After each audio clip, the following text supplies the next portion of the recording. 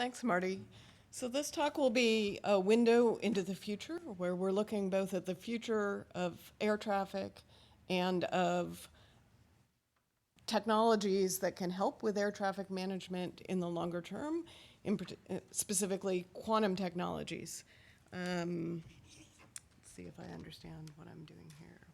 So this work is joint with Glenn, and Adam is here as well.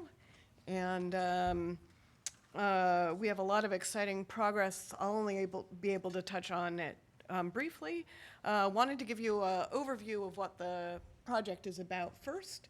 Our main goal is to help assure the availability of communications in the future of air traffic against communication disruptions. And air traffic, as a number of the previous talks have indicated, will get much more complicated going forward with much higher vehicle densities and heterogeneous vehicles and a lot more autonomy. And that presents a lot more opportunities for communications disruptions, but it also presents a lot more opportunities for how we can get around disruptions and make things more secure. And I want to briefly explain why we focused on this. We were asked to look at how quantum technologies could impact cybersecurity. And when people hear cybersecurity, the first thing they think is confidentiality, secrecy, because we think of encoding things. But that's actually the least important of the three main parts of cybersecurity for air traffic management. It can be important in some applications, but really what we want to make sure is that the information that people need to make this airspace safe, and that the vehicles running autonomously need to stay safe, is getting there, and that it hasn't been tampered with. And so the main thing, one of the big challenges, is just making sure that the controller can always communicate with the vehicles, if there is a controller, that the data sources that are needed can get to the vehicles, and that it also hasn't been tampered with. And the availability is a big challenge going forward, and is what people are struggling with the most. There are reasonably good strategies for integrity, making sure that what gets there is from the right person and hasn't been tampered with, though we address that a little bit. And then confidentiality is a distant third for us here. So what we propose is to look at quantum technologies to address this challenge. And unfortunately, I don't have much time. I'll very briefly talk about what those do. But we're particularly looking at how quantum optimization algorithms run on future quantum processors can help design robust networks, and also how they can help us do resource allocation. And also how quantum key distribution can help us secure keys that can be used in anti-jamming protocols to help secure communication. So very briefly, and I apologize, I'd love to give an hour, or we're doing a full day tutorial at Supercomputing next week if any of you are there. Would love to talk about this more, but in the meantime, I just want to say very briefly that quantum computing relies on encoding information in a non-classical, uniquely quantum way that allows us to take advantage of certain quantum effects, some of which you've probably heard of, like quantum interference, maybe quantum tunneling, quantum entanglement, some of which you probably haven't heard of, like quantum many-body delocalization. And the whole art here is to use those to provide more efficient computation and higher levels of security. The most famous algorithm here is Shor's factoring algorithm, that once the hardware can run it for numbers of interest, can compute in days what would take a supercomputer longer than the age of the universe. So really, really revolutionary technology. And emerging quantum hardware enables an empirical investigation that will allow us to broaden our investigation of quantum algorithms and have a much better idea of what quantum algorithms will be effective and what their impact will be. And that's what we wanted to look at specifically in the air traffic management domain, specifically for the availability issue. And we're also looking at quantum key distribution. This provides a means for two parties to jointly generate secure keys that can later be used for data encryption and decryption. And again, it's based on fundamental principles of quantum mechanics, like the no cloning theorem, quantum measurement, and is secured by the principles of physics as opposed to having a computational guarantee. So very attractive as well. In terms of quantum computing, I want to talk briefly about there being two different types of devices. There are special purpose devices, for example, quantum annealers that run quantum optimization algorithms only, and only one type of quantum optimization algorithm, a quantum annealing algorithm. So if you want to add 2 plus 3, you have to phrase it as an optimization problem. Okay? And then devices are coming along that are general purpose processors, and there's been very exciting recent progress there, but we still, as we are doing this feasibility study, watching the hardware advance, and trying to figure out what the potential is, it was very important for us to be able to do simulations of quantum computations using high-performance computing here, which is one of NASA AIM's great strengths. And so we took advantage of that, both the quantum computing knowledge and the HPC knowledge to push the envelope here. And we were very lucky to be able to take advantage of downtime on the processors and their desire to run a huge computation as a test as they brought it back up, so that to do some computations relevant to simulating here, we have run the largest computation on the HPC cluster here at Ames, which is one of the top in the world. That work, which both supports this project and investigations in general, enabled us to support Google in their hardware efforts, and in particular help them decide what to do for their original quantum supremacy experiments. And I want to emphasize what this means. This means that they've been able to run one type of computer on their tiny little processor that cannot be done in reasonable time on the largest supercomputers in the world. And we helped them establish where the boundaries of that would be and where the what the best simulation were, and that is a really exciting milestone.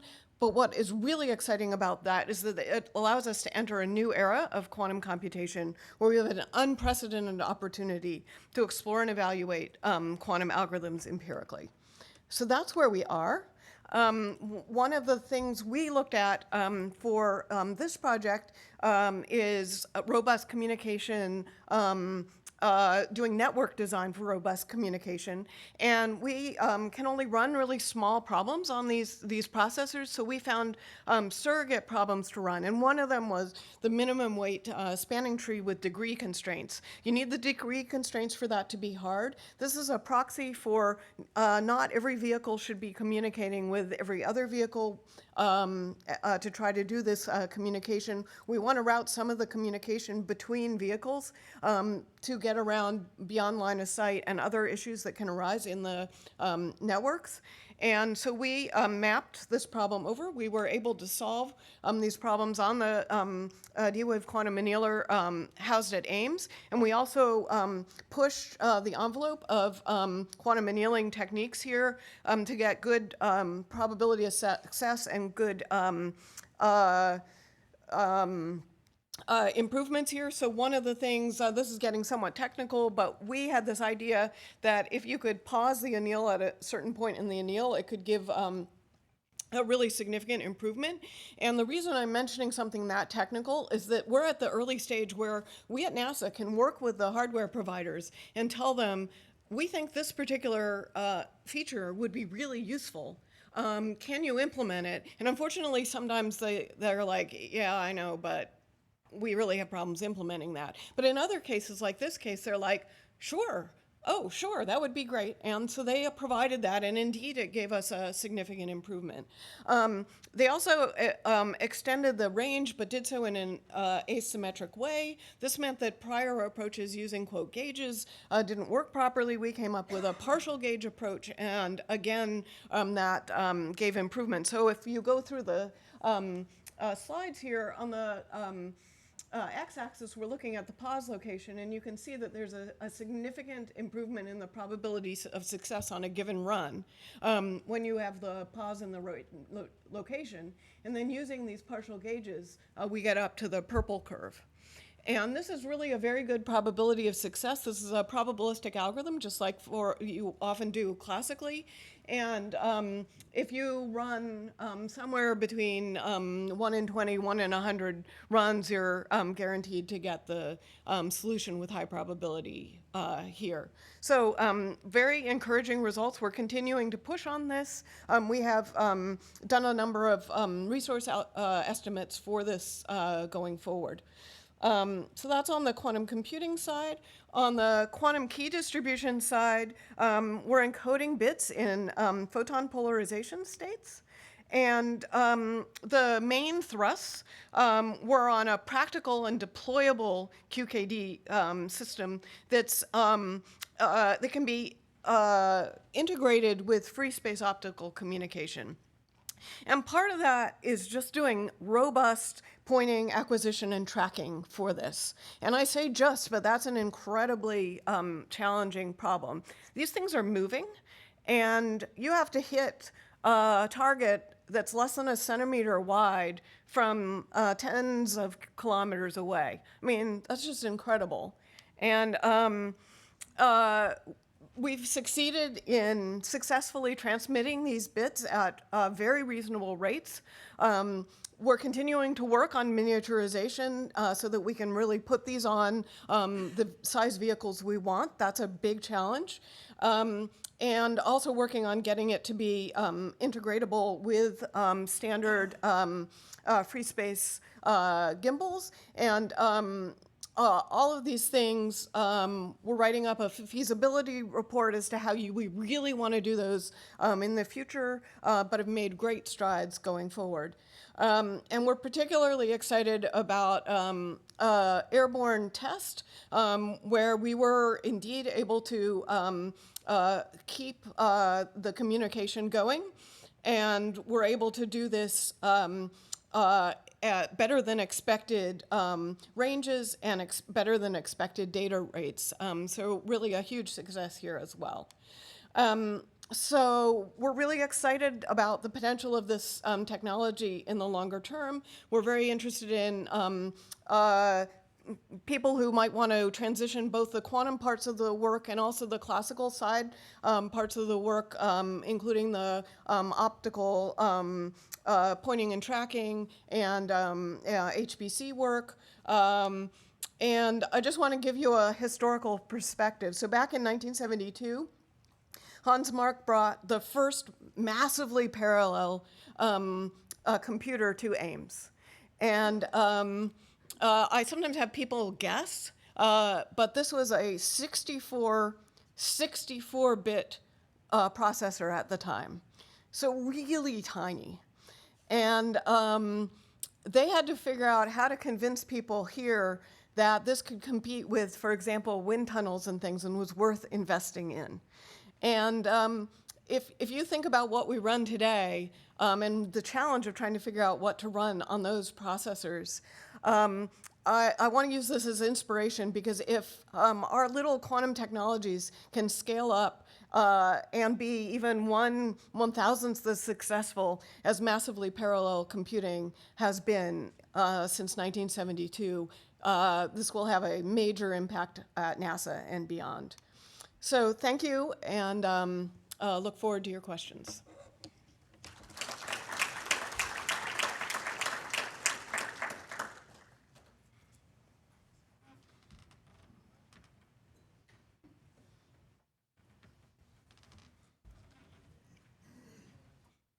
And I'll send some of the questions to Adam. Adam, wave or something.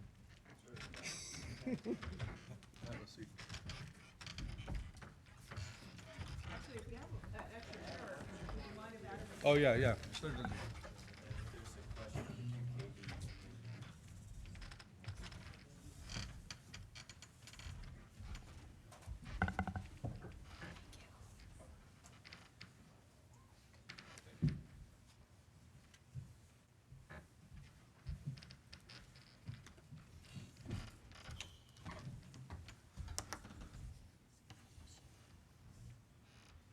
All right. So, who wants to go first? Yeah, go ahead. Hopefully this isn't a dumb question, but are you exploring any QKD concepts that operate beyond line of sight? Or are there any concepts that are being explored that don't require direct line of sight? So we can certainly route. Make sure Mike got the mic on and get close to it so people online. Yeah, so we can certainly route the results of QKD experiments through the network, and that's part of what we want to do. As far as I know, we're not looking at it for the actual generation, but Adam, you should address that. Well, sure. There's some entanglement tricks where you can send entangled photons to different locations that aren't in line of sight of each other. But primarily, for this work, we've been looking at the weak coherent pulse strategy, which transmits quantum bits from point A to point B in direct line of sight. So yeah, there are possibilities down the road, but we're focusing on the direct line of sight strategy for the time being. And so with a use in unmanned vehicle applications, you'd be looking at potentially satellite-based communications or ground-based, looking over a network? It really could be over an area. Sure, right. It really could be for any application: ground to ground, ground to air, air to air, air to satellite, satellite to satellite. So really, the door is wide open for applications. Anywhere you're looking for a secure link based on symmetric key encryption, it's a fantastic application. So I have a question for you all. Have you seen much venture investment in quantum work? I mean, we know what Google is doing. NASA is collaborating with them and such, with some of the universities. But is there a lot of VC excitement funding going on? Well, there are some big deals that you probably heard about. I mean, by its very nature, it's very expensive to address the quantum side of it. So it's not something that you'll see, 100 different companies getting funded, but it's a few. And I actually, related to that, I had a question just understanding there was a lot of stuff you presented there. So this is real-time use of quantum computing in this environment, right, that you described. Am I getting this right? Or is it offline and then you have an optimized system that you're running? So the first target is offline. So Okay. we know the So it is trajectories ahead of time. Okay. And we design the network based on those trajectories. And it really depends what you view the future and where you want to be placed in those. But at the moment, we're not planning to fly quantum computers. Yeah. I mean, And so we need to get that back to the ground. And so initially, we're looking at doing the offline ahead of time with that information, doing some robust strategies so that things can be adjusted as conditions in real time happen. Right. But this could also be a data source. You can already access a number of quantum processors through the cloud. This could be one of the data sources that we're making sure that people have available. And ultimately, who knows, maybe we can fly these things. The powerful chips are very, very small. Yeah. But the current front runners, superconducting qubit processors and ion trap processors require a lot of infrastructure around them. So, for example, the superconducting chips, even though they're tiny, require a whole fridge to get them down to microkelvin. Right. So. Right. So, and your focus is obviously the security, but it's security of communication. Right. right? Yeah. Right, I mean, and- where there's, sorry, go ahead. And yeah, and we're really doing, I would say, applying the existing technologies to do security. We're not doing, fundamental crypto Yeah. research. There are Right. some other agencies you might have heard of Right. that are. And then that are there's a looking lot at of, that. to your question, I mean, there's a lot of investment in that area. Mm-hmm. And just one thing, maybe it's something for you to think about. I don't know if there's a correlation, but it's something you might be able to draw on. So, but this is fundamental cybersecurity now, right? So Yeah. you're probably familiar with PUF technology that they use in right, semiconductors. There's some novel approaches there where people are actually using the sort of the variations. Every single chip is different, right? Even though you want it to be, right? They're using the differences to come up with unique keys at boot up, which addresses it's a different approach to this. I was just wondering whether there is some way that a similar approach could maybe simplify or even enhance what you're doing in the context of what you're doing. And I haven't thought it through, but I'll leave that. Thanks for that. That's very intriguing. Yeah, And it's a very unique approach. I Yeah. mean, originally PUF was used for PUF, which is, counterfeiting, anti-counterfeiting and things like that. This is different. This is using PUF, but it's for unique keys and addressing, cybersecurity and enhancing it in a different way. So you might be able to enhance your approach and or simplify it. I don't know. Yeah, that sounds very But- nice, and but, it sounds like no, you're something you almost might wanna using look at. defects Yeah. in a positive way, Yeah, so, yeah, um, but it's a different context. thank you. Yeah. Yep. So, mine is more of a, the business outlook. When we talk a lot about with PK, public-private partnership, when you're working with the Googles of the world, the Microsofts of the world, and then there's a lot of the VCs funding the startups. What do you think, I guess two parts to this question, what do you think is the most, the market that will, or the business sector industry that's gonna benefit from this the most? Is it aerospace, and what do you see the DoD's role in it? So, I actually think we'll be able to get a much better answer to that question in the next 5 years, because supercomputers here, mostly what you run in terms of algorithms, nobody sat down and done a proof with pencil and paper that this is the best algorithm or that this is a better algorithm than last year's. They've just tried it out and seen what happens. And in quantum computing, other than a little bit with quantum annealing and a very restricted type of quantum annealing, we haven't been able to do that up to this point. So we've been restricted to the pencil and paper things, where we've seen some amazing things, with Shor's algorithm being the most significant. But what we really expect a broadening of applications as we move into these empirically tested heuristic algorithms. And the fact that we're getting to the point where we can run things quickly on these chips that you can't run in even the largest supercomputers means we're really entering a new era of experimentation. And another way I like to put this is, what's the chance that the only or even the majority of the algorithms that where quantum computing are useful are ones where you can write down in pencil and paper that this is the best algorithm and outperforms what's done classically. Given what's done in the classical computer science world in terms of the algorithms we used for the hardest computational problems, which mostly don't have that property, we think there will be a huge advantage as we experiment with these in quantum algorithms.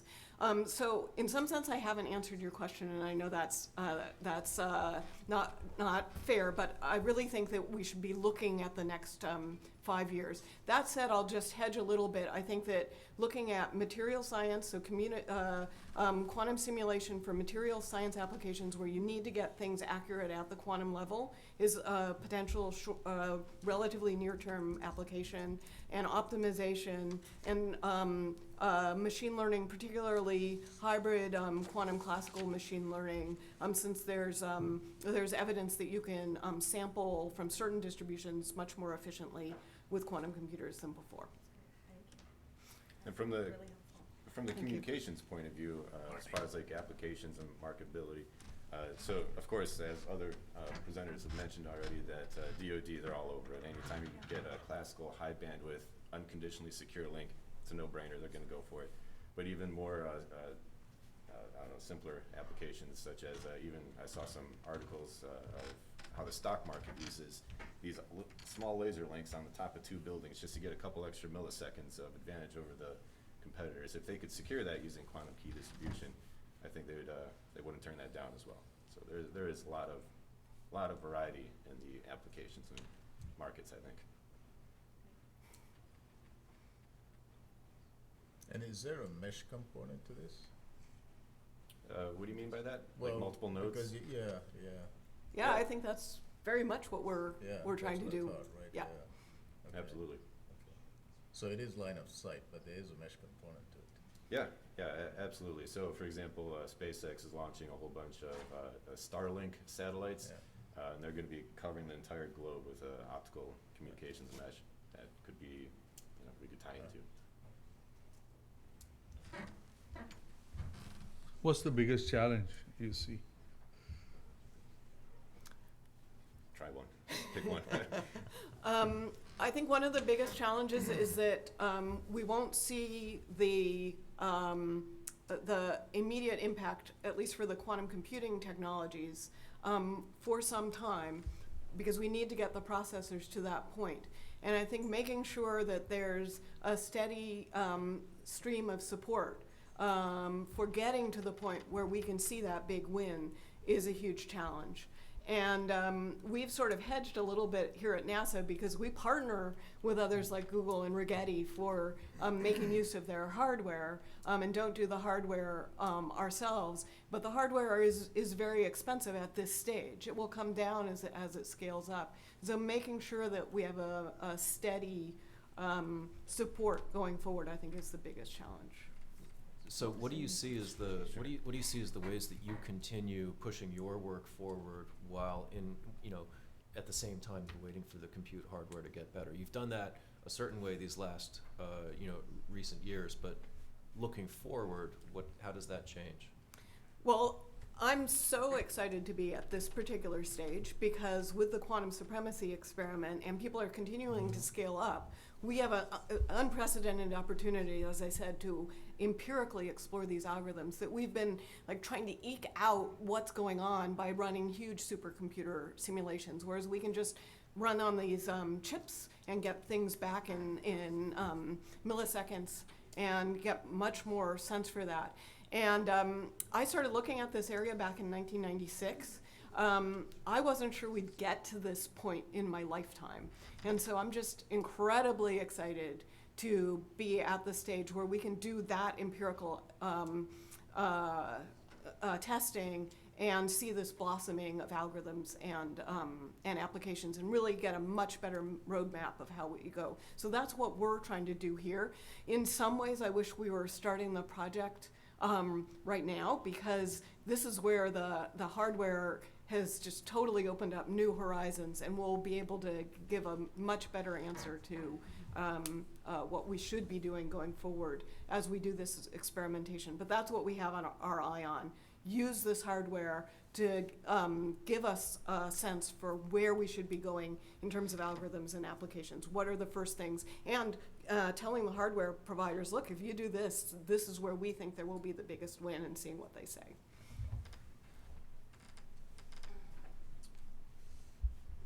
Yeah, please. I'm curious, besides D-Wave and Rigetti and some of the more well-known quantum companies that are out there, computing companies anyways, are you guys interacting with other startups? Are you out there looking at new concepts, seeing what people are working on at very early stages at all to see if it might be useful for your project? Very much so, but we don't always hear about them. So if any of you have suggestions, come chat and I'll let you know whether we're already talking with them or whether that's something we should explore. We're part of the federal government. We want to work with everybody who wants to work with us. And I think that especially at this stage of the technology, that's a win for everybody.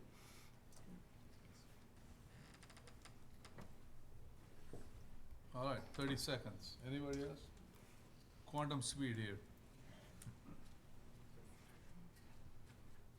Any comments? Do you guys have any questions for me? Well, I'd be curious to see what your perspective or what you've been exposed to in terms of quantum technologies. Any perspective on that? Because we're always wondering on our side, you know, what do other people see? I mean, a lot of what, interestingly, a lot of what we come across, given what I focus on today, is actually having secure systems that can actually deal with quantum computing from, Yes. from a threat standpoint. Yes. So, Gotcha. yeah. One of the questions up here is related to that. Third question. All right, I think we're about time. We'll give you these questions. You can Yep, answer them later. so, please, catch up with Eleanor and Adam, during the next day and a half, and, if you have further questions, and of course during the postal session tomorrow.